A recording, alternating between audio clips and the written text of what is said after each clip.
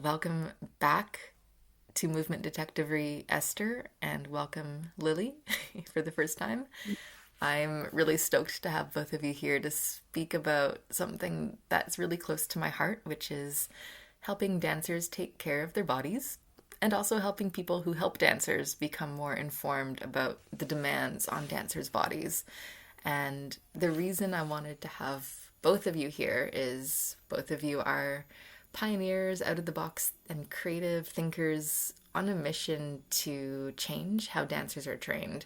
And you both have a focus on treating the dancer as an individual and helping them become empowered and aware in their bodies, not just going along with the traditional old school ways of training that can be really, really hard on our bodies, which is what I was a part of when I was training in dance. So last time I spoke with Esther, we were gearing up for your first ever one of a kind event, the Pointe Shoe Summit, which was held in Seattle. And now you have your second Pointe Shoe Summit coming up in August, which is actually on my birthday, August 7th, in Singapore. Oh, And it's open to anyone who's involved in the health, training, and support of dancers, including teachers and studio owners, physios, osteopaths, podiatrists, point shoe fitters, and anyone else who works with dancers whatsoever. And Esther, your method of point shoe fitting and body preparation consists of pre-point training, understanding point shoes better, and how to choose one that works for you, and best practices for support and safety while wearing those point shoes. So I thought today we'd get into some gold nuggets because not everyone will get to experience the summit, unfortunately. So I thought that what we should do is break down some of the key concepts you'll be covering that every dancer and dance educator and therapist should know about, regardless of whether they can attend or not. But also, before we get into the good stuff, I want to let you know that Esther has generously offered to give away two prizes if you can answer a skill testing question, the answer for which is in this episode. So keep listening. And the first prize is a free foot and point shoe assessment with Esther online. And the next prize is a free Zoom ticket to the upcoming Point Shoe Summit, August 7th to 9th. So you got to keep listening to hear the answer for this question. Are you ready? Here's the question. What is the absolute minimum range of ankle plantar flexion, also sometimes known as ankle extension in the dance world, needed for point readiness? Again, what's the absolute minimum range of talocrural joint ankle plantar flexion / extension needed for point readiness? So keep listening because we're going to talk about that in this episode. And if you have the answer, just email me back at monica@monicavolkmar.com or send me a message on Instagram. Anyway, that's enough of me talking. Esther, Lily, I'd really love to hear, maybe to start off before we get into the summit, I have a thought experiment for you both. So let's say you were going to orchestrate the protocol to create the most disastrous career on point for a dancer. What would that look like step by step? okay. Oh, well, I think obviously it would start very young. So it would be a dancer who started dance, ballet specifically, with very little guidance on that basic foundation setup. So not really understanding how to point their feet, not knowing what turnout is, alignment, positioning, all of these things. So I think just starting off with a very low capacity in terms of like understanding about just basic ballet. And then it would be, of course, a rushed and forced and pushed next few years where the dancer is then, yeah, forced to essentially to go through the levels very quickly. And let's throw in really high demand in terms of hours. So a young dancer dancing many, many hours when actually their body is designed to do very little, specifically, maximum the age they are. So that would be another huge red flag. And then introducing point at, say, 8 years old. that would not set you up for a very good pointe training experience. So New Zealand isn't terribly early with pointe in terms of introduction to pointe for dancers. We tend to see most of our dancers start around that sort of 11, 12 years old. There are a few exceptions, if we have some proteges out there, then they may be put onto pointe much earlier. But we have noticed, we spent some time obviously in the States last year, that there is this push to go into pointe, very quickly. So that would be sort of the initial setup, would be starting pointe around 8 or 9 years old for me. And then in a pointe shoe that is poorly fitted would also set you up for a bad time. And fixing maybe that fit through additional padding, or just trying to meet all the trends that you see online and just copying what you see online to try and make the shoe support and fit you better. Controversial, but throw in elasticated ribbons. That would also do it for us. And then I think too, just a very quick progression onto pointe. So not establishing your center and alignment at the bar, but actually just rushing into center, dancing through injury, not taking time off to rehabilitate properly. And then again, just feedback from teachers being like, you're in pain, so what? Just push through.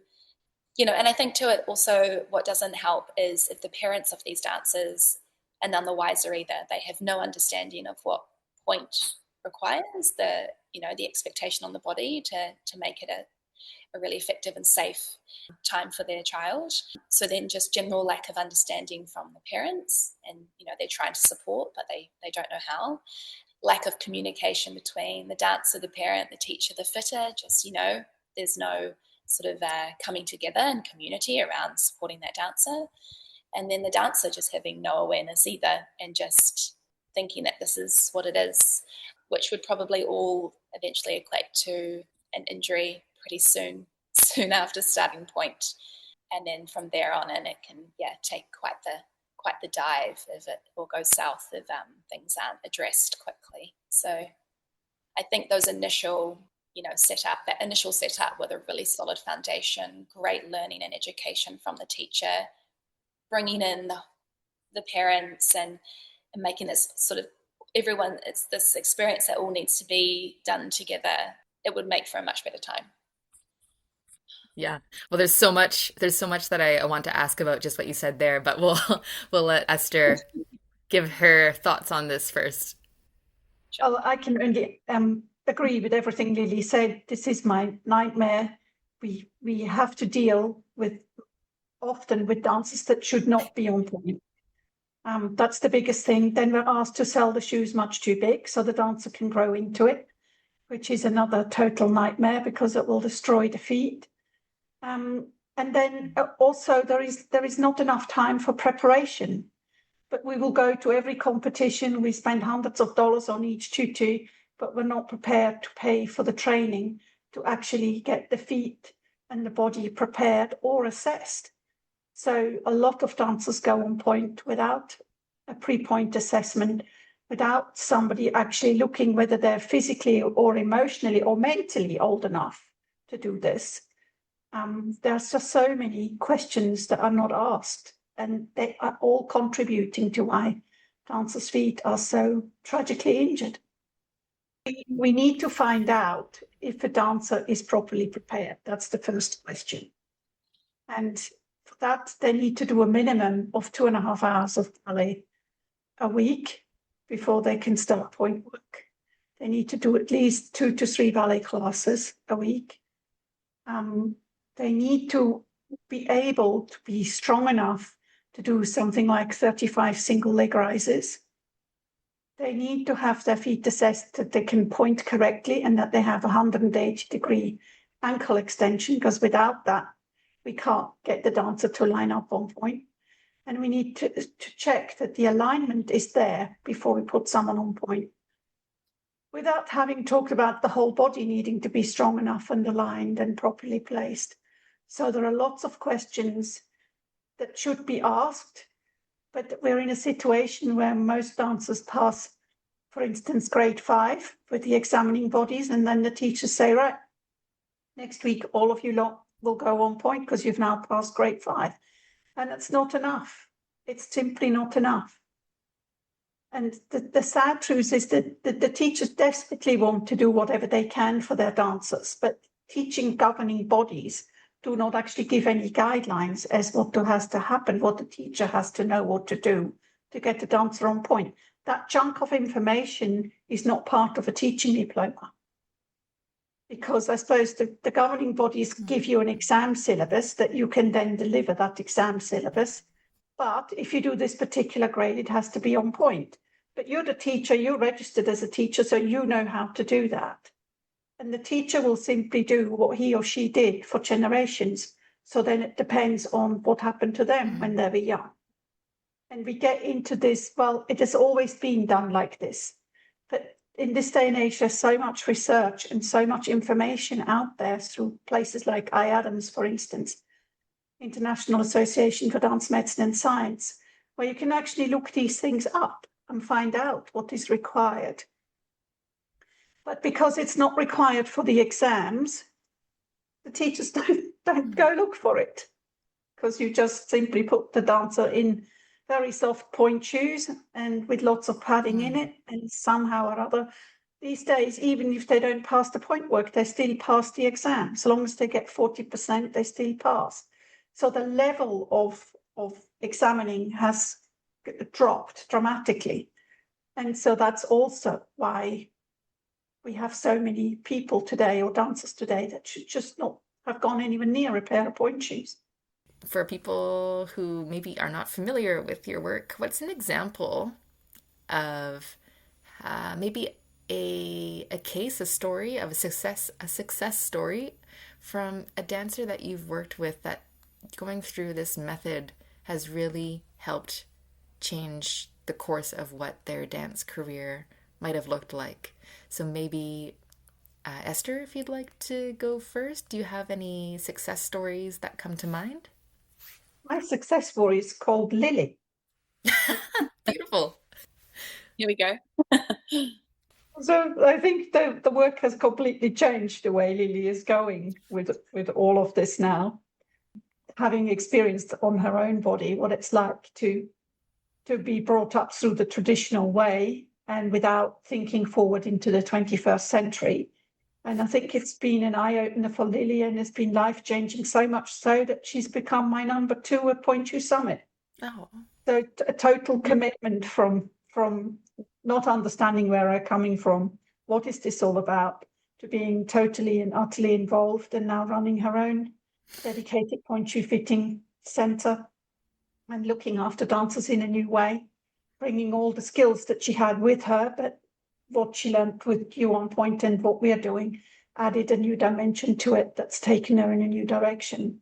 And I think that's been the thing that I've done for all the people I've worked with. None of them could go back to what they did before.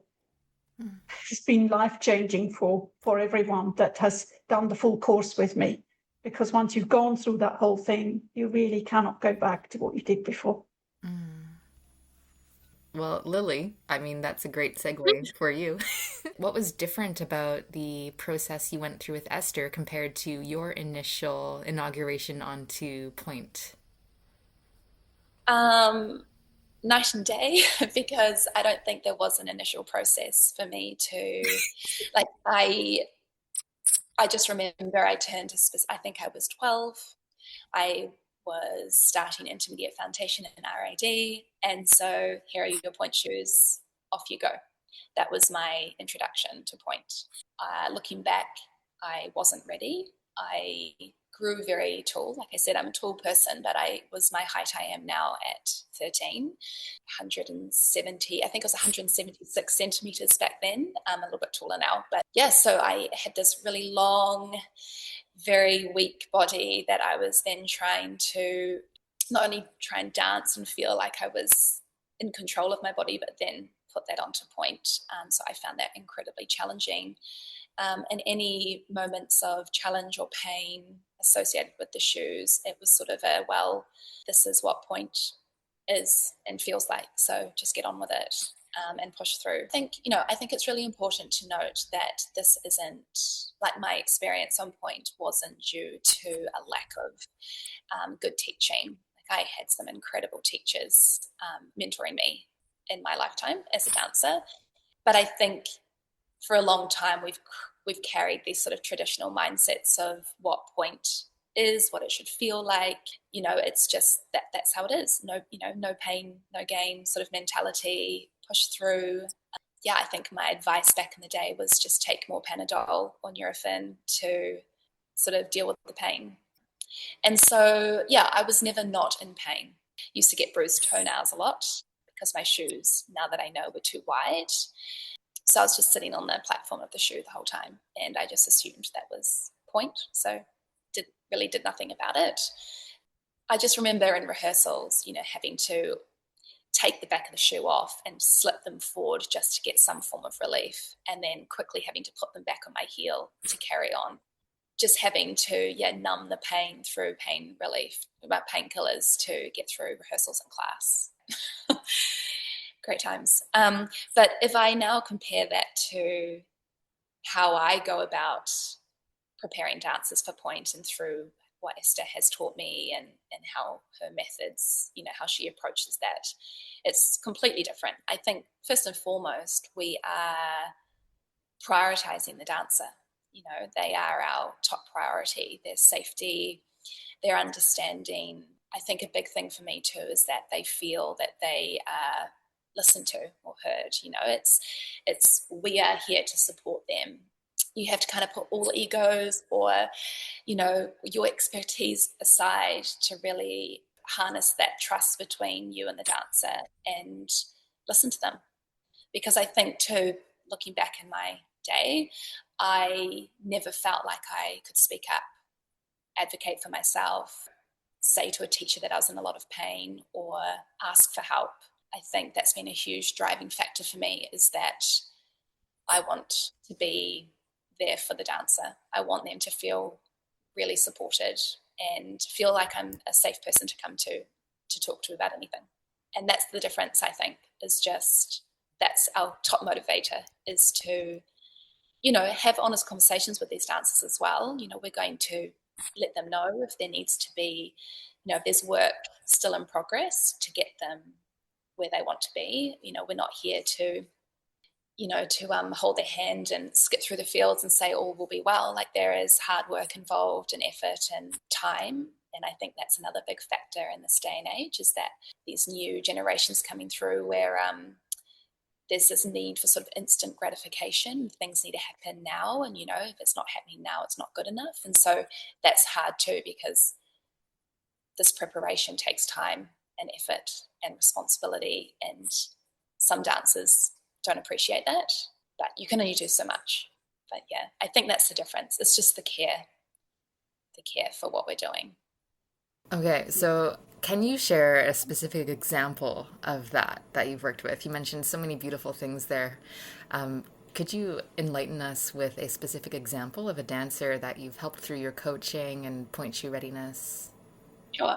So this dance is a great case study, because both Esther and myself have worked with her. So I've worked with a particular dancer for 6, 7, 8 years now, and she, like me, is very tall, grew very quickly, considers herself to be quite weak, very, very limited muscle, hyperextended dancer, hypermobile dancer as well. So again, struggling with those, setbacks there, which can make dance just a little bit more challenging. Incredible capacity to be a lovely dancer, beautiful feet, lovely lines. She's just lovely to watch when she dances, but really struggling with stabilizing whilst dancing and finding that core strength, and then unable to maintain turnout. So constantly losing that rotation just due to that hyperextension, and also just the lack of strength throughout her body. Throwing in Pointe work, or the expectation of Pointe, that was something that she really had to overcome.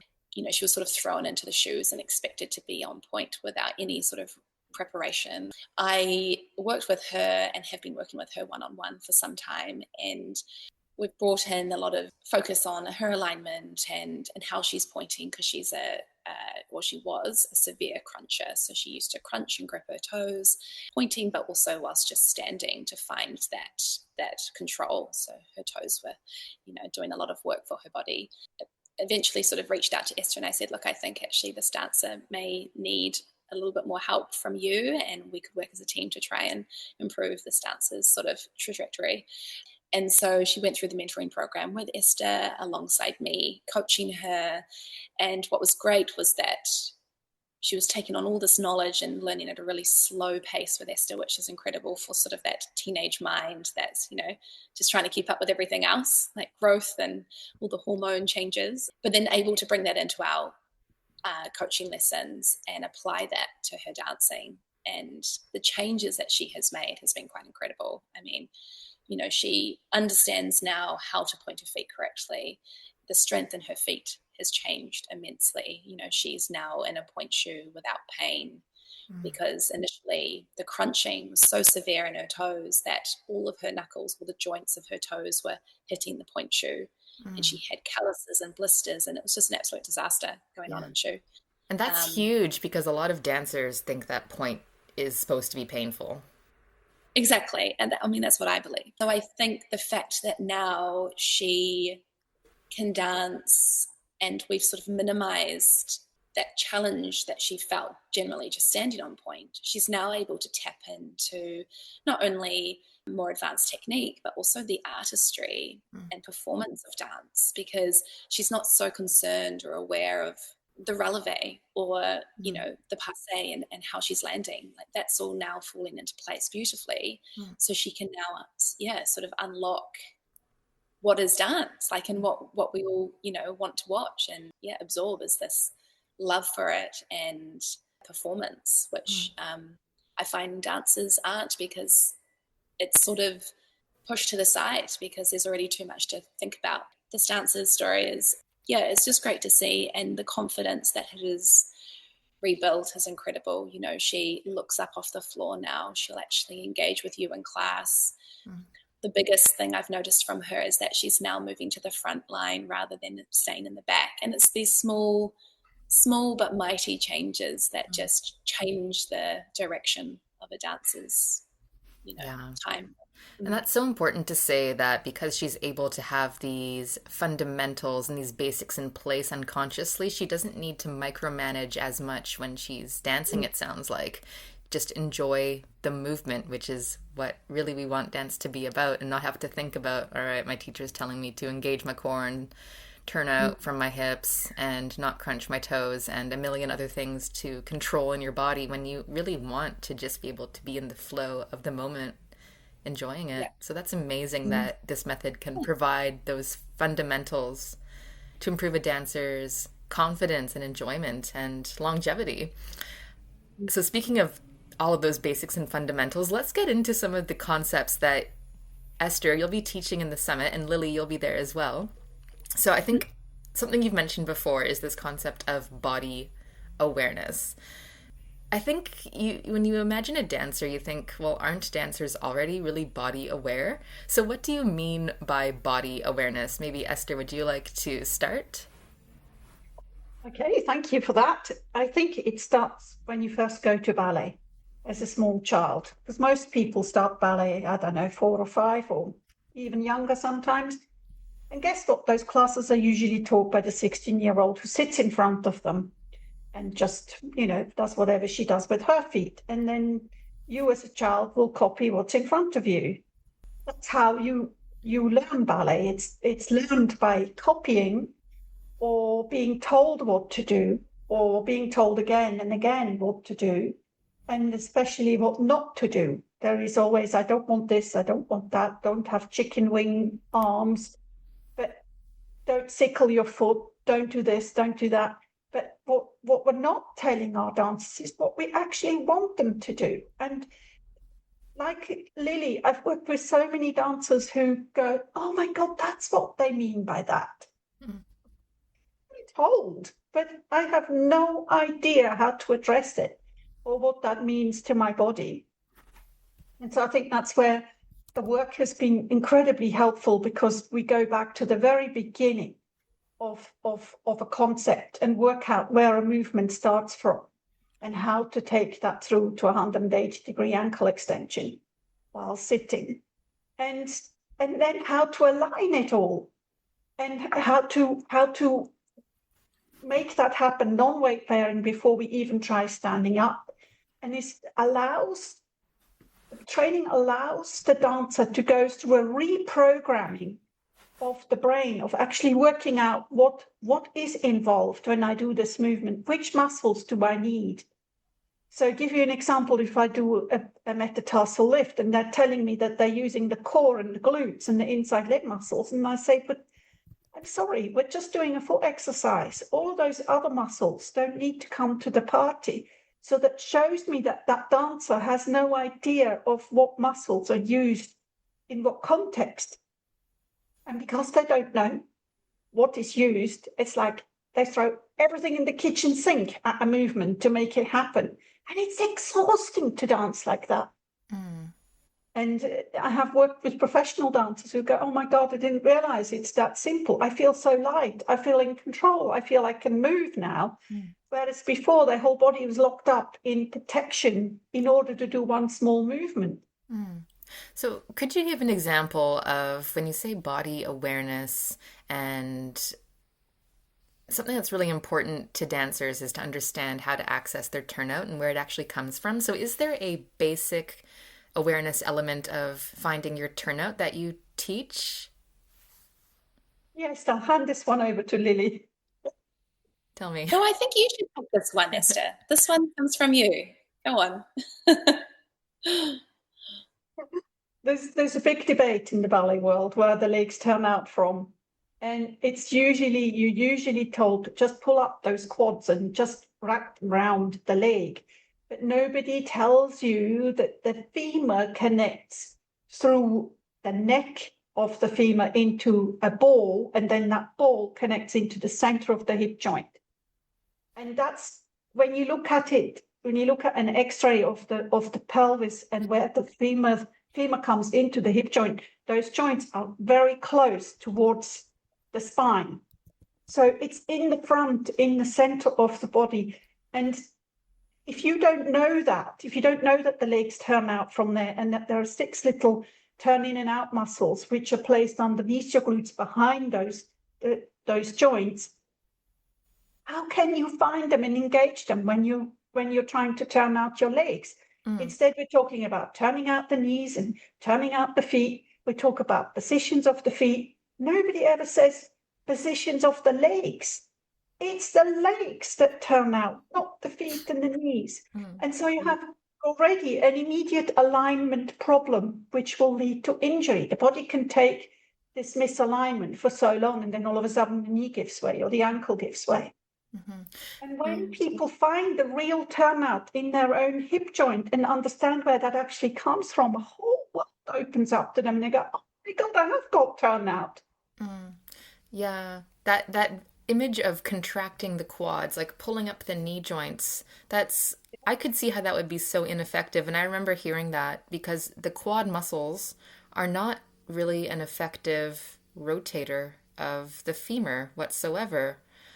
If you contract your quads, you might not even be properly straightening your knees. You're over tensing a muscle concentrically, but without focusing on, I think, the visual of the hip joint, as you said, where it meets the body, where that femur fits into the acetabulum of the pelvis, that is the joint. So how maybe Lily can say, how has this visualization of the hip joint, how did that change things for you? Because Esther said that was quite a good one for you. Well, I knew there was this sense of rotation from the leg, because obviously I was told, like Esther said, rotate out and round, sort of like this corkscrew motion from the top of the leg, at the knee and at the foot. But there was definitely a lot of, I suppose, focus on the foot itself and the knee. I will put my hand up and very honestly say that I was part of the Force Turnout Club. We all aspire to have 180-degree turnout, regardless of whether our body has the ability to be in that position. By doing that, you're actually losing complete ability to access these deep rotators and find that rotation from the hip. There's just a lot of then stress applied through the knee and the foot or the lower leg.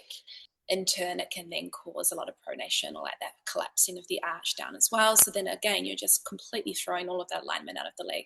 And I think because I'm quite hypermobile in my legs, my strength was my sort of my weakness, I suppose. And so to be able to control this forced position was really difficult for me. Or so, that's what I thought I had to be in. But then learning that actually, if I just focus on this one point about this rotation from the center of the hip joint and accessing those deep rotators underneath the glute, I'm no longer, like we were saying before, focusing on the entirety of the leg and all the muscles and components within the leg and feeling overwhelmed by it. Like it actually became a really simple exercise.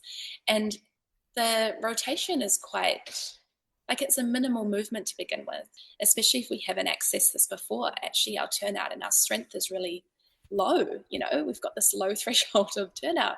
So I think for me, again, that was another thing that I had to overcome was like, okay, I've been working in this forced turnout for a very long time. My ability of turnout is actually lower than I thought it was. So then working in a position that to me felt almost criminal to be in, surrendering to it and then being okay with that and knowing that this was then going to build more strength in turn and then make me a stronger dancer. Yeah. But I think, like Esther said, it can be so simple. It doesn't need to be this really complicated, overwhelming process dancing. Like we can really just refine and just pare back all the noise of just trying to do everything at once and just focusing on these small points. And something you said about, so you mentioned what I think is really interesting about having to relearn things, and it might not be as much turnout as you could have gotten if you forced it. And I remember when I was in my dance training, we were given these exercises to do that were a bit go inward and visualize and try to access your body in a different way. At the time, I was so unreceptive to it because I could feel how it made everything so much smaller. My range of turnout wasn't as good when I was actually using my hip joints. And so I was like, screw that. This is not going to benefit me in any way because now I have less turnout. So I'm just going to ignore this training and go back to my old ways. So it's so good that if you can convey the value in that, which must be so hard for younger dancers to convey that there is value in maybe not regressing, but just going a little bit, just pausing and trying things a different way that doesn't feel as flashy right away up front. And something else that you said that really resonates with this style of work that we have in Anatomy in Motion is not so much focusing on the muscles, but focusing on the joints. We have a rule of motion called joints act, muscles react, which is to, if we can articulate the joint in question, the muscles will take care of themselves. We don't need to think about all of the many muscles attached to the bones that cross the joint. If you can move the joint, then the muscles will take care of themselves. And that takes away a lot of the effort. So I think there's a really lovely resonance with that philosophy for movement.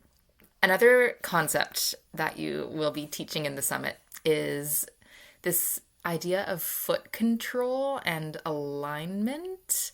So Esther, would you like to tell us about what are the components of foot control that a dancer needs to know about? As we said, when you ask to point your feet, what you actually do is simply crunch your toes. And this what we're going to look at what it actually takes to go step arabesque onto point. And if I want to do that and balance there, then that platform has to be in line with my knee and with the center of my hip joint. Therefore, I need to know where the center of the hip joint is. So if I'm going back to pointing my feet and I first want to learn how to do that, the first thing I need to know is where the center of the hip joint is. So we're going to find the center of the hip joint, and then we're going to mark it with little magnets. Esther's holding up magnets. That's awesome. They will clip to your clothes, so you can clip them once we found the center of the hip joint. You can clip it to it, and then it'll remind you for the rest of the day where the center of the hip joint actually is, which is in lots of people that simply don't know where it is. And then we're going to line that up with the knee and with the ankle. And then we're going to explore how much extension actually comes from the ankle before you get anywhere near the foot. And Because just for people listening who might not know the word extension, in ballet terms, we often use the word extension to refer to a range of motion. In anatomical terms, the extension of the ankle is the plantar flexion of the ankle, the ability to point down through the ankle, just so that people who might not be aware of ballet terms are aware of what we're talking about. Sorry, go on, Esther. no, thank you for doing that. Yeah, so we get to explore the full ankle extension. And lots of dancers don't realize that they actually need to extend the ankle. They keep thinking about the foot and the foot and the toes and the toes. And all that does is it is the exact opposite of what you're trying to achieve.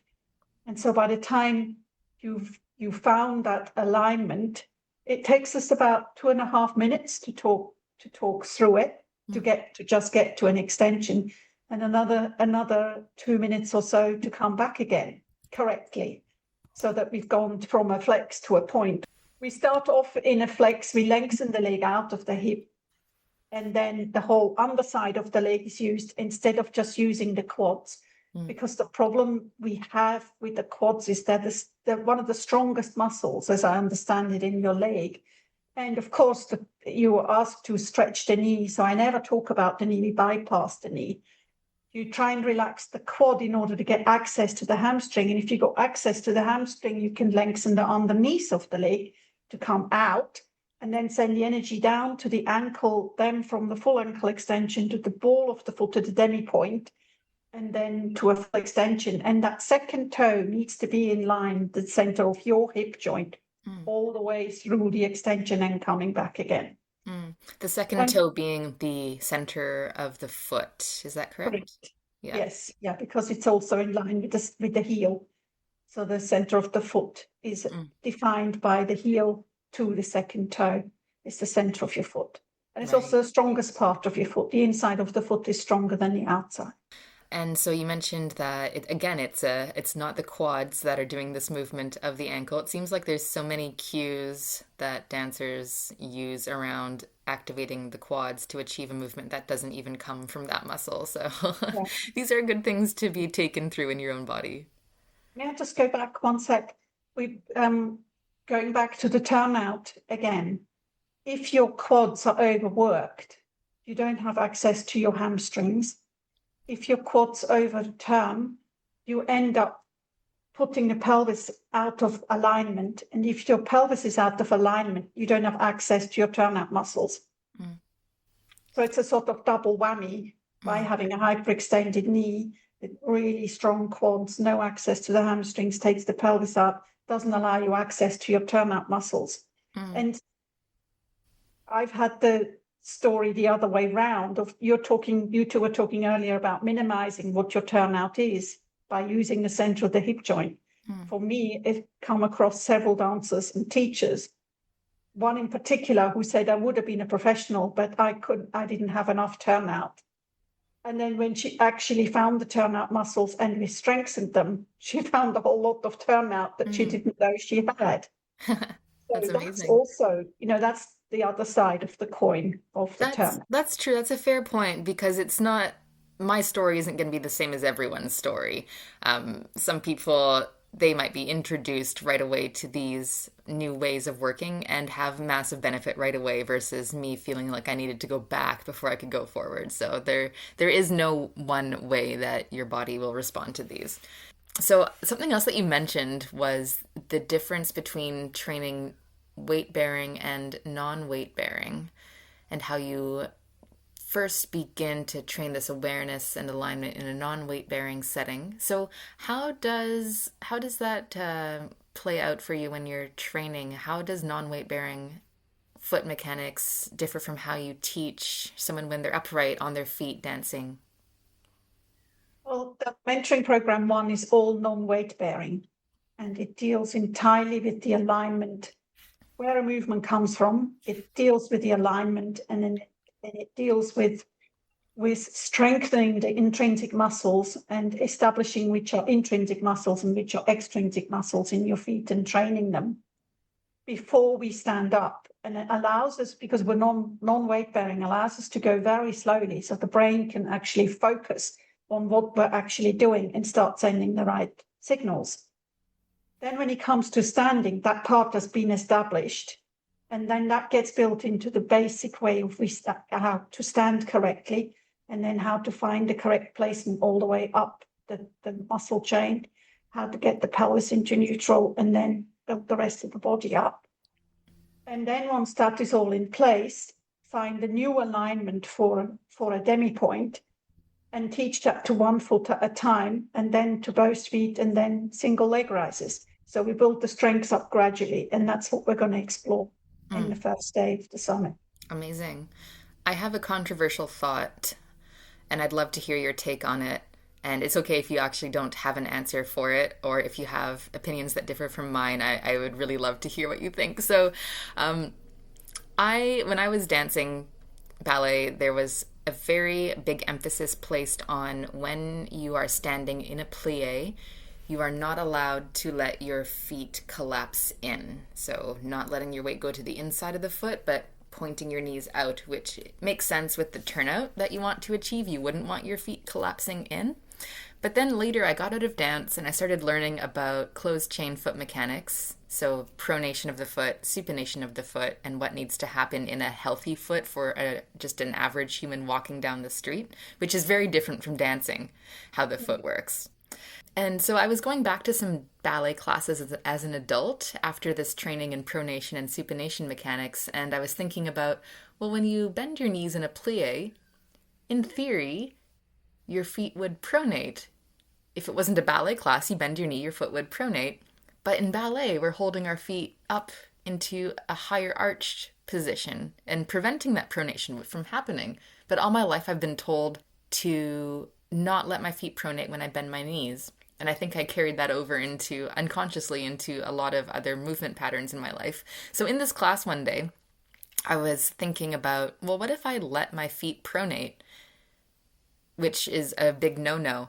But I tried it. I tried adding in a little element of allowing my weight to come onto the inside of my feet. And I didn't dump my knees in, but I tried to keep my knees out and allow the weight to come onto the inside of my feet and just pretend that my arches were allowed to lower a little bit. And it felt really, really good. I gotta say, I felt really grounded and connected to the floor, and my feet felt like they were working differently, and I felt like my base of support on the ground was more even and less wobbly. And I don't know. This is still a question I'm playing in my mind. Like, what do you think of this about the difference between in a ballet class blocking pronation from happening when you bend your knees versus allowing it? Do you think there's any value to that, or do you think it's not a good idea to mix and match gait mechanics with ballet mechanics? We should keep them compartmentalized. What do you think? Well, for me, I find that what the ballet world wants is a deep plie. And if you block the foot in any way, you're not going to get a deep plie. So again, it comes from when they're standing in turnout, then they start crunching the toes again because they're gripping the floor in order to hold on to it.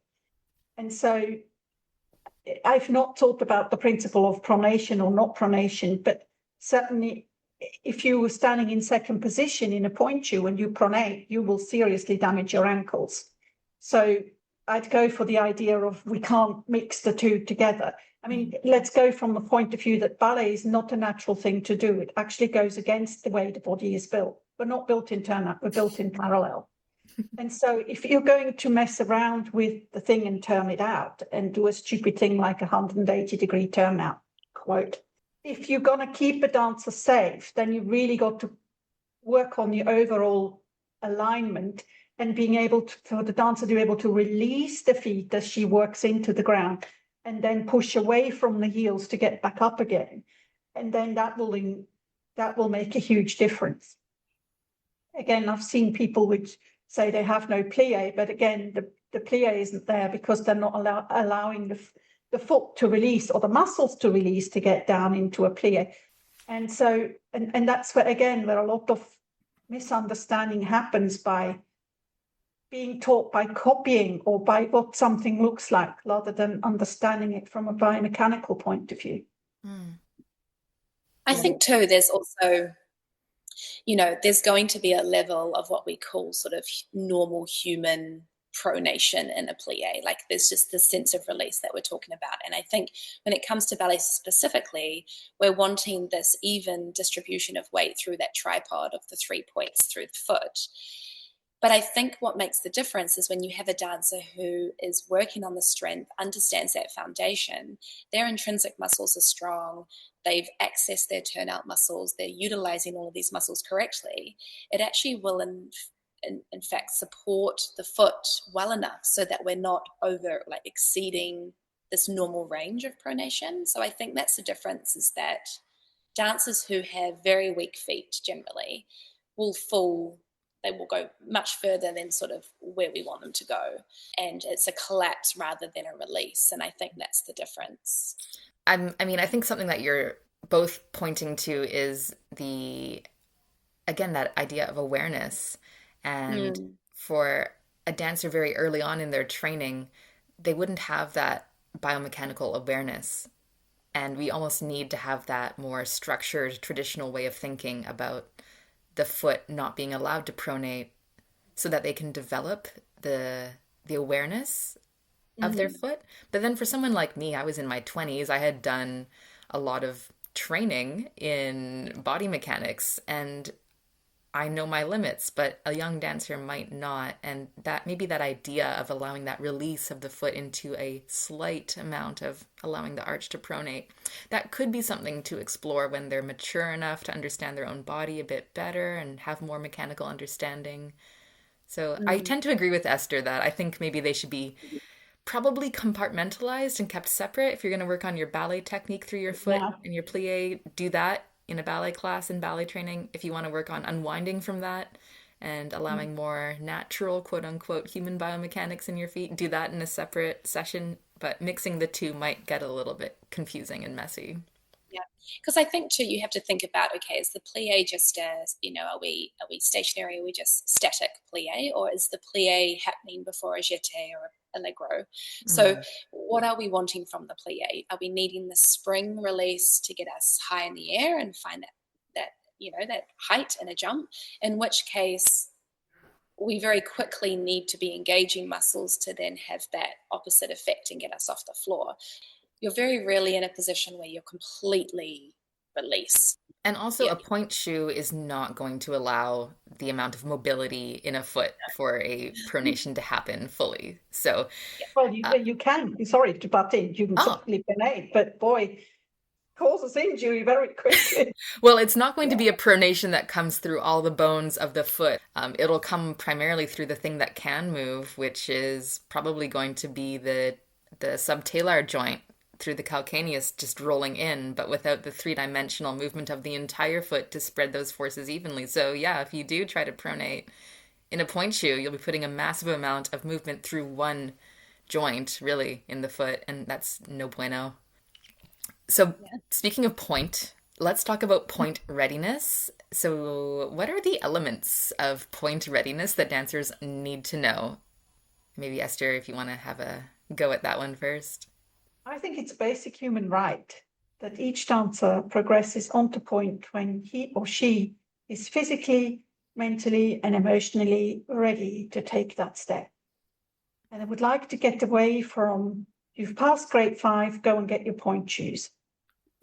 Injuries in dancers point back to when they started pointe work. That's actually where the injury rate starts, but it's not apparent until many years later down the road. And so if we could have a way of assessing dancers and establish where they're at in their own physical development and in their mental ability, discipline and commitment to this thing. Once you go on point, you're really going way. We've already ballet's already against the body, if you like. By the time you go on point, you're doing just about the most stupid thing you can do, trying to run around on the end of your toes. And when you think about how small those bones are, it is just from a logical point of view, biomechanical point of view, not a thing to do. We're not designed to do this. And then we're doing it to a young body, sometimes as young as 9 or 10. Without taking into consideration their physical development or where their bone structure is at that age. And we know that the growth plates are open until the late teens. And so to put a 9, 10-year-old on point, to me, is just simply criminal. It's grievous bodily harm to children. And I get the argument, oh, well, we need to have them on point so you can bend the bones into the right shape. I would say it's just It's old school. Yeah, it's just, please, let's stop doing this. And then the other thing is that often the dancers which are very talented and have very flexible bodies get pushed onto point much too early. And this whole brings us into the whole competition racket where they're doing variations and what have you, which are just way beyond their body. And then a lot of choreographies where they exploit their stronger supporting leg and their more mobile working leg. In a growing body, to have it train unevenly is really dangerous and causes injury down the road. And so we should have a way of assessing dancers, and they should be assessed by somebody independently, not by the ballet teacher, because the ballet teacher will always make excuses for her own dance. Oh, today she's had a bad day, and I've been much more forgiving with my own dancers than other people's dancers. So it has got to be done by somebody that's not attached to the person, because then they can give a valid assessment and work out what that dancer still needs to do to progress onto point safely. Yeah. So if someone was listening and they are considering going on point, a parent of a dancer who might be considering going on point, or a therapist for a dancer going on point, what would be a few things that if they were to look at this dancer's life and have a little checklist, check, all these things are in place to know that they're potentially ready, what would that checklist look like? Lily? Sure. We obviously follow quite an extensive pre-point assessment. So I'm just going to read out what is part of that criteria when we're assessing dancers. So obviously we're looking at general or the overview of foot and ankle strength. We assess things like the intrinsic muscles of the feet. We look at things like single leg rises to see how strong that lower leg is as well. Dancers find it really shocking when we say that we expect a minimum of 35 single leg rises on one leg. Is that demi point, not in point shoes? Oh, of course, not in point shoes. It's demi point. This is on flat, so bare feet. But often we're finding dancers, who may be already on point and just wanting an assessment, and they can only do, 5 or 6 very slow rises. So they have to do 35. 35 on one leg. And is that slow, like really controlled and slow? So very slow, 4 counts up, 4 counts down, nice and controlled, with the standing leg obviously in parallel, and then the lifted leg, lifted but not touching that supporting leg. So there's that slight separation. And then obviously we want very limited pressure through the bar as well. So there's this sense of not relying on the push through the arms to find that strength. I'm going to have to go and try that after and see if I can actually do it. And then obviously the assessment also looks at things like your just general alignment. So we take, we're really focusing in on the body, how a dancer is standing. We're looking at how they access turnout and a plie, or what is happening when they rise onto demi point, whether it be second position or a first position or parallel. And a lot of it also has to do with how they're actually getting to that demi point position, not just what's happening in demi point or on demi point, sorry. So, are they finding sort of the fastest route and sort of, swinging outward towards those little toes, or is it a very clear straight line over that second toe? We also look at ankle mobility. So we measure things like we were talking before, that ankle extension, which we're looking for a minimum measurement of 180 degrees through that ankle there to be sort of like a guideline for safe point. Also, flexion of the big toe, we expect to see that 90-degree angle as well. So this is to show that they have a really, a good demi-pointe position, and that they're not going to be sort of compromised when they go onto pointe. So to pause you for a second, that 90 degrees of flexion of the big toe, I believe in biomechanical terms we would call that dorsiflexion of the big toe, but it's the lifting up of the big toe so that they can get on to a nice high demi point, just so it's clear for folks who don't know the ballet lingo. Absolutely. We also tap into general balance and proprioception, which is a really big sort of key factor for dancers. A lot of dancers don't know what proprioception is or what it means. We often find, like, if there's really low proprioceptive, skills, then they struggle just generally dancing. Like, there's just this lack of, that awareness through the body, what it feels like to do something rather than what it looks like. So yeah, it's just tapping into, subconscious to figure out what's going on in the body. Obviously, then we do a really great sort of or thorough overview of their training history as well. We take into consideration their age, their schedule, or their training. How many hours are they doing a week? Is it too much? Is it too little? Is it where it needs to be in order to sort of progress into those next, steps in terms of pointe training? Yeah, obviously turnout is measured as well. That's a big thing as well. So we have these minimum requirements so we want to be seeing that 45-degree minimum turnout measure on both legs. There's a structural component that kind of comes into play as well. It's very rare that we'll come across a dancer who has these limitations that don't improve, but then we're having to have, if we do have a dancer who is structurally compromised or it's just not going to happen for them, we do have to have those honest conversations and say, look, this is our advice, and we think that pointe's going to be a huge challenge for you. But ultimately, we only have so much control or say over what somebody does. But I think what assessments do is they give the dancer give them really good insight in terms of what we're observing as they dance and in their body, and hopefully give them an understanding of the responsibility that comes with pointe work. Like, it's not just a privilege that everyone jumps into pointe and there you go. There are your shoes, you're 13, off you go, have fun. There's a huge responsibility associated with pointe work. And I think the biggest thing that I've found is that there's this sort of mindset of you'll learn as you go. Like, you'll just learn and find the strength as you dance on pointe. But then within that time, you're building or you're sort of relying on so many little body compensations to get through it.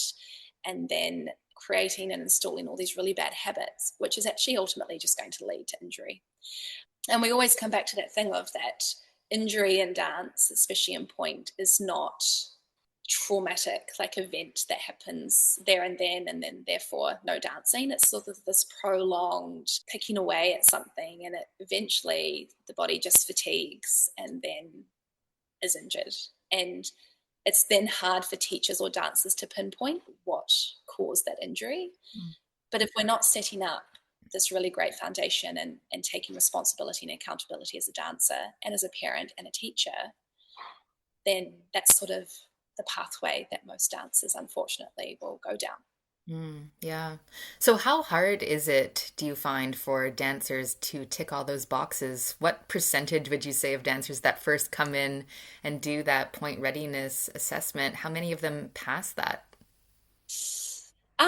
It's actually less than you would think, which is, I think, not only, and that's not to say that it's a very low, because we don't want to focus on this being like a pass rate, like you've failed, you've succeeded, or, it is this comprehensive sort of overview and giving you a review of what's happening at this point in time. And we always encourage dancers that work can be done, and we're here to support you to get through to that next phase. I very rarely will tick a dancer off as being ready to start pointe. Yeah. In the first meeting. Esther, what about you? What do you see? Same here.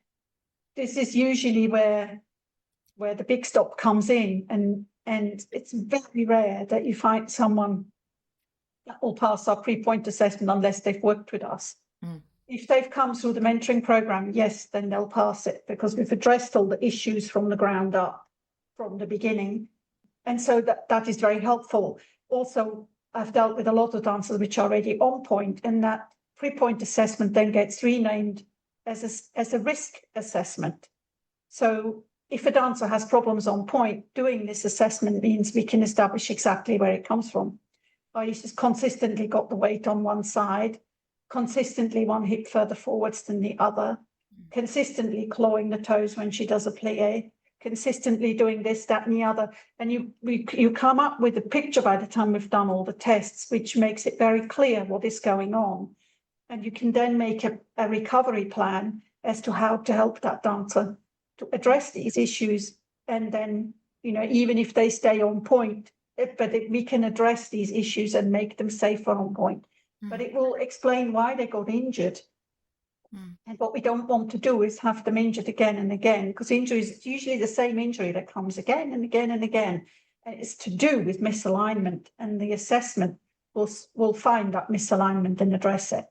Yeah, and you know what I love about having those metrics in place too is that if you have them in mind from day one of ballet training, you know what you need to work on versus not being aware whatsoever that these are prerequisites for safe point and then having to go back and work on them.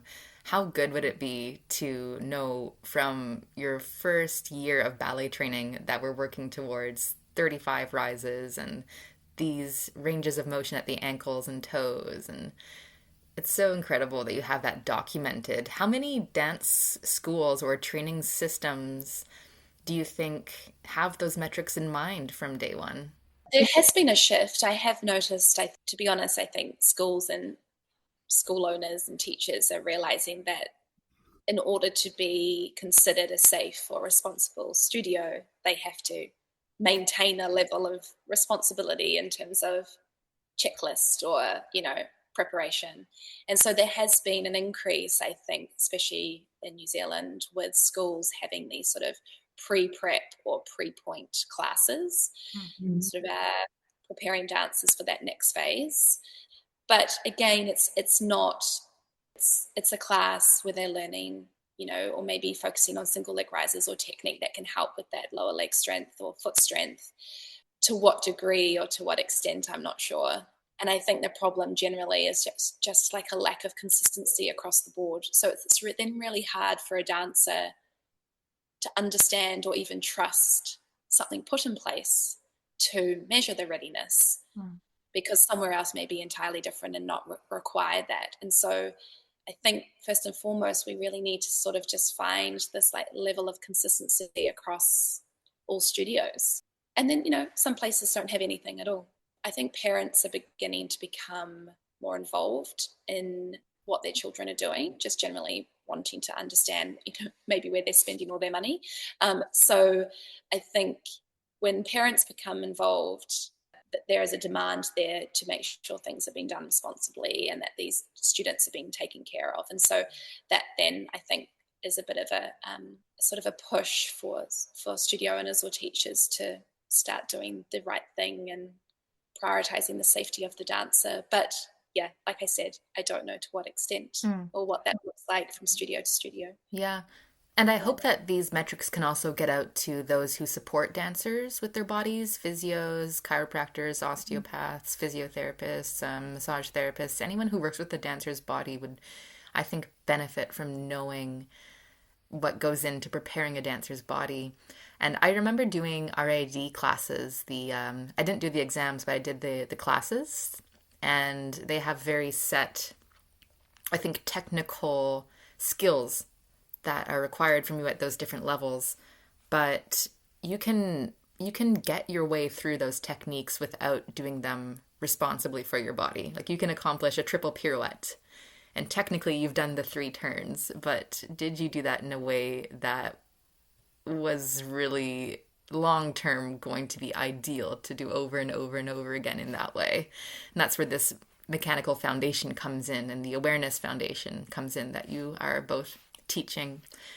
And just to touch on that subject, what I've noticed is that when I have mentioned to a teacher that I think a student needs more time to prepare for Pointe, and say they are a dancer who's recreational, so they have no aspirations to become a full-time dancer, they're there for the love of it and they're with friends, the feedback I get is, well, we can't hold them back because they'll quit, because they'll no longer be dancing with their fellow peers. So no, they'll just progress with everyone else.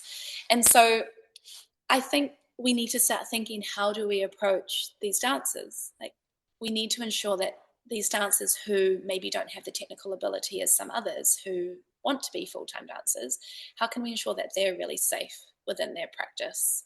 Because they are the ones who are going to come off, worse off than everyone else, because they don't have the technique, maybe the awareness of their body or alignment, compared to the dancer who is doing 7 classes a week and, is technically more, I suppose, advanced.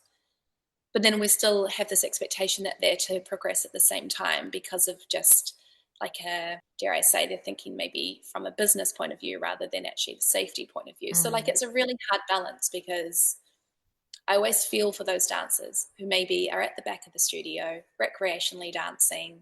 It's fun for them. They're not taking it too seriously. But then if we're expecting them to progress at the same rate, like, surely that can't be good for them. And it isn't, because I see it firsthand. So we need to protect those dancers. Coming back to this assessment, like, this is something that if we brought consistency across all schools, or there was some level of certification required prior to stepping into Pointe, then okay, maybe some dancers are going to need to put more work in, but then that's a choice they have to make. And it falls back on that responsibility factor. And it's a privilege to dance on Pointe, and not everyone is made to dance on Pointe. That's such a good point. That's such a good point, to make it so challenging to navigate that. Yeah. As Esther mentioned, there is a psychological and emotional element to all of this. It's not just about the mechanical side of things. Mm-hmm. Esther, I have a few more questions about the Pointe shoe itself, because on one of the days of your summit, you'll be doing more of an in-depth exploration of the Pointe shoe. And I had a young girl ask me the other day about Pointe shoes, and do you dance with wooden blocks in your shoes? Like, there's still this image in people's minds of like a wooden block in a shoe. But anyway, so what I was really curious about is, there are different types of Pointe shoes. There's different brands, people that make them. Could you tell me, are there any, or what are the main differences between the different types of Pointe shoes? What should people know about that? Well, I think Pointe shoes have evolved over time, and until about 20 years ago, all Pointe shoes were made by hand and were made on a last, up or inside out, and then turned over, and the boxes installed with when the shoe is done upside down over a last, they use glue to make the box harder, and they use hessian, and they use cotton and a special glue to make the box and shape the box over the shank of the shank of the shoe, and then they turn it inside out, the right way round, if you like, and then the whole thing gets peaked, so it comes up with that hard box. But the box is hollow to be able to hold on to the foot. This is just a very, very basic way of saying something that's quite complicated. Yeah. And then the next generations of shoes started to work with plastics, breathable plastics and things. And now we have a shoe like Actable, who's a shoe that it comes in components. You start off with a cap. The cap gets fixed with a strap around the forefoot, and then you insert a sole underneath it, and then you put a sock over the top of it, and there's various adjustments to be made to it. And the entire shoe comes apart and can be washed. Wow. Be reassembled. It's quite an amazing principle what they've come up with. And actually, we've got Sophia from Actable, who's going to be presenting the shoe at the summit, taking Pointe shoe making again into a completely new century, if you like, a new world. Imagine washing a point shoe, because those things get pretty stinky. Yes, they do.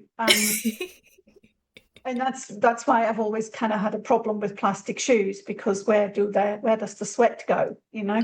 Yeah. And so you can wear those shoes until your nose can't handle it anymore, basically. But with this particular shoe, all of the components are washable, Mm. and then you just assemble it. And the beauty of it is that you can adjust the width of the shoe.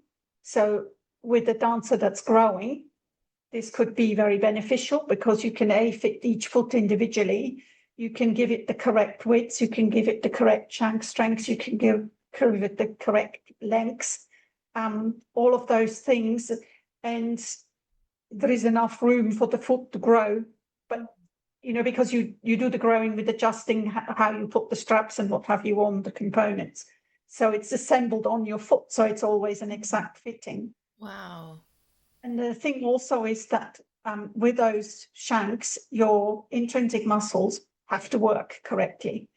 And so when people come out of that shoe, I'm told, and go back into a normal point shoe, they can handle a normal point shoe much better than they could before. So Mm. as a training shoe, this is a really good option. Just like you won't wear a tutu to ballet class, but you Yeah. wear your leotard and tights.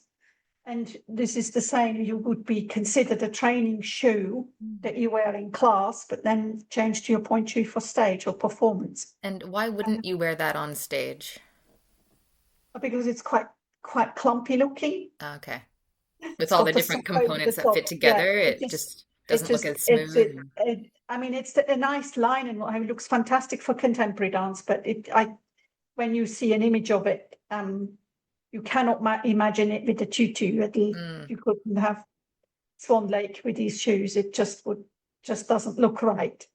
Okay, we'll have to Um, find a but photo to share with this podcast so people can see. I have never heard of those shoes, so that's really right, fascinating for me. okay.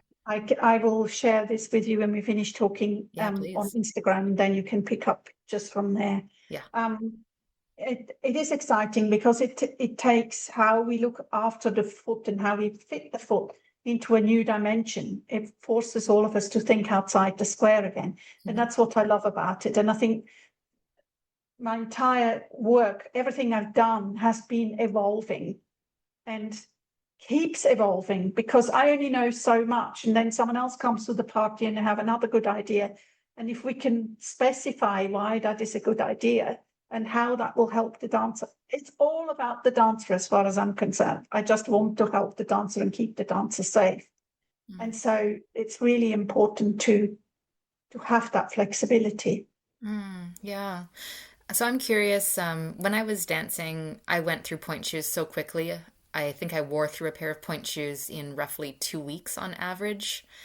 This was many years ago. I think I had Capezio shoes. They were the ones that, oh, I chose them for the wrong reason. I chose them because they were the most bendy and it looked like I could go over the top of them farther with less effort. So I chose them because they broke down easily. I had a nicer, what I felt to be a nicer line, which now I'm learning from you is probably not the most ideal. But then No, at some phase, because my parents thought that spending $100 on shoes every 2 weeks wasn't feasible, we switched into Gaynor Mindens, which mhm. at the time I think were a little bit more of a, I don't want to say revolutionary, but it was a bit of a different shoe because they had a more, what was it made of? Do you remember the Gaynor Mindens, the Yeah, okay, shank? they're made out of artificial materials. Right. So they Yeah. lasted a bit longer for me, and I could wear them for months before they started to break down too much.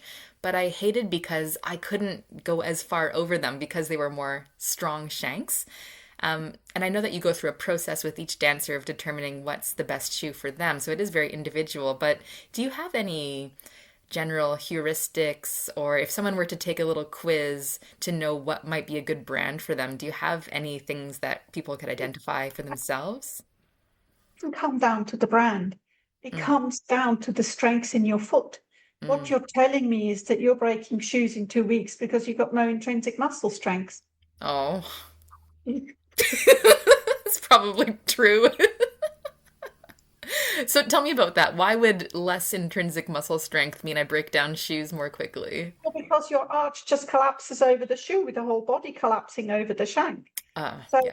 so if the arch, and this is the problem, in a pointe shoe, you're still supposed to point your foot and have your intrinsic muscles working so that when the foot sits on the shank and the foot points, the underneath of the toes put the bottom of the shoe into the shank, so the shank comes to meet your arch. But if you're just sitting in the shoe, you have the whole body weight behind it. Of course, the shank will break.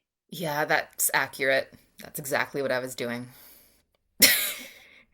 Not your fault because you've not been taught. I mean, how are you supposed to know unless you've been taught how to do it? Yeah. And Yeah. so, we're very much in a this shoe does this and this shoe does that and da da da da and give me a shoe that doesn't sickle, or give me a shoe I can get over the platform. Well, if your foot isn't aligned, it's your foot that's sickling, and if your foot sickles, the shoe will swivel. There's nothing I can do about it. It's and this is why I'm saying we really need to look into what goes into the shoe is just as important as the shoe. And today, the manufacturers of shoes has become so sophisticated, and they do so many different shapes, and so many different shanks, and so many different widths. And it's not like buying a Gucci handbag. It's about finding the right shoe for your foot. And at the same time, your foot and leg have to be properly trained to go inside that shoe. It's Yeah. like saying I want to play the piano. Let's start off with Tchaikovsky's first piano concerto. How far would you get with that? Well, you bring up a point of it's not a Gucci handbag, but I remember in my studio there was definitely different associations with different brands. Thinking about, for some reason, back in the day, block shoes. If you had a pair of block shoes, we'd all kind of look down on that, like, ooh, block, Capezio is better. But like you're saying, it's not about the brand name, it's how does your body work? And in theory, could any shoe brand work for anybody's body if their body is trained well and Oh, prepared well, or? okay, so you're forcing me into it. My story with Grisco is that when I came to New Zealand, I came with my Grishko shoes. Why did I choose Grishko? I chose Grishko because they were the first to have a roll-through system built into the shoe. And they were the first to had a 3-point support system instead of the traditional 2 points of support. All traditional pointe shoes, the idea is that you stand on your toes and the box gives you some support to your toes and the shank supports your arch. And you literally sit in the shoe.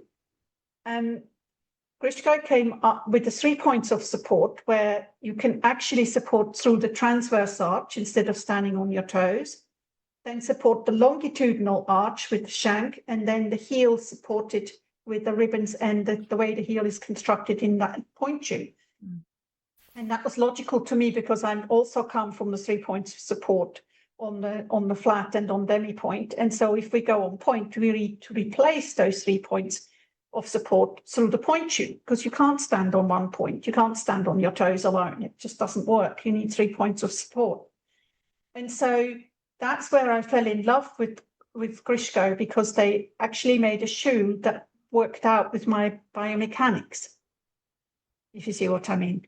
And then they made different shapes so that different shaped feet or shapes of feet could be fitted.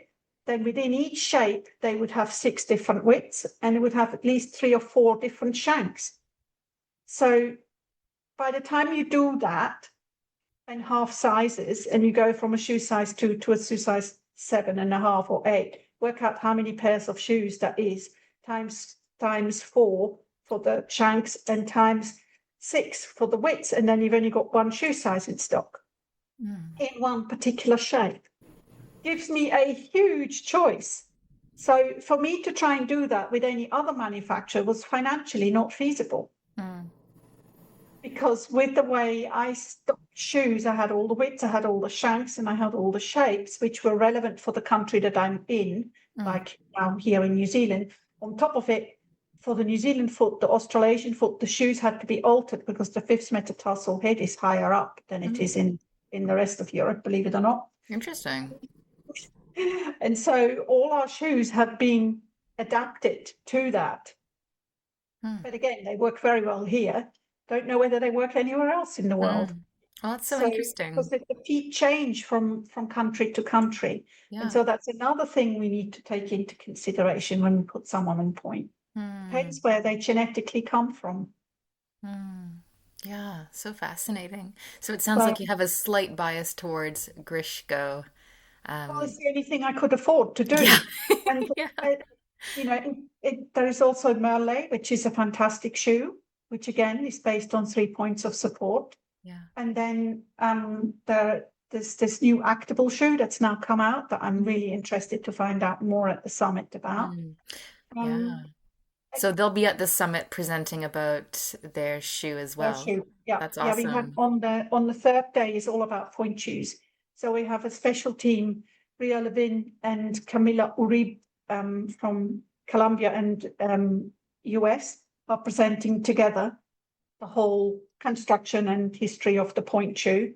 And Mm. then we have a presentation by So Dance, um, So Dance, and a presentation by Gaynor Minden, and a Mm. presentation by Actable. Oh, amazing. So we'll have the three different manufacturers of point shoes. Unfortunately, Grishko wouldn't come with us this year, so Mm. hopefully there's always next time.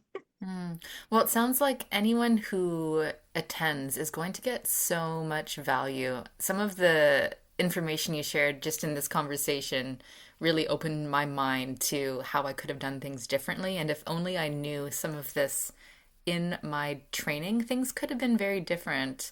And I so appreciate your commitment to helping dancers become more aware and empowered and healthy in their bodies. And I'm so excited for your summit.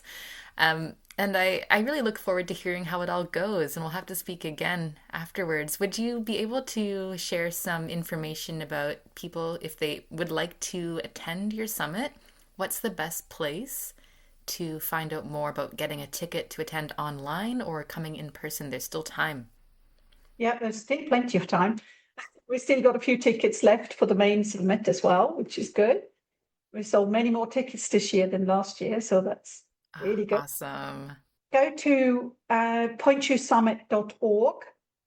It's a very easy email address to website address to remember. Pointeshoesummit.org, and then go to tickets, and all the different ticket sales are available. We're even offering foot assessments at the summit Oh, awesome. on Sunday, and we've got a special teacher and parent workshop as well, which is there. Hmm. Both teacher and dancer workshop available as well on Zoom. So it's the 3-day conference is available on Zoom, but obviously not the foot assessments because that's Yeah. an individual thing. Yeah, amazing. Right. Yeah, there is Zoom tickets and there is main tickets still available. Mm. Well, anyone who can get a Zoom ticket, just go and do it. Go and do it. It's going to be such valuable information. Anyone who works with dancers or who is a dancer, dance teachers, studio owners, remember, you can win a free ticket to attend online. So Yeah. you all you have to do is answer that skill testing question. Esther, do you want to repeat the skill testing question? What is the ankle extension to be safe on point? So go ahead and email me back with that answer, and I'll let you know if you've won a ticket. Well, Esther, thank you so much. I so appreciate your time today. Beautiful to You're see more you than again. welcome. It's been great to talk about something I'm so passionate about. Yes. Thank you so much. You're doing a Thank great you. service for the dance world.